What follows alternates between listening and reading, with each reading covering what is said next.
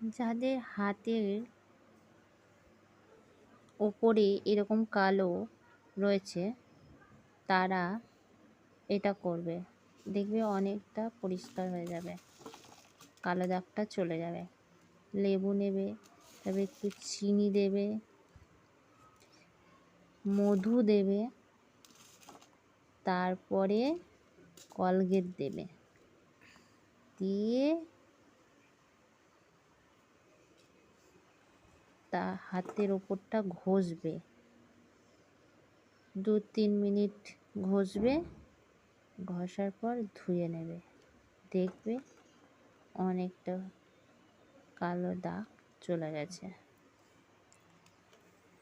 দেখো আমি করেছি, তোমাদেরকে দেখালাম, তোমরাও করো।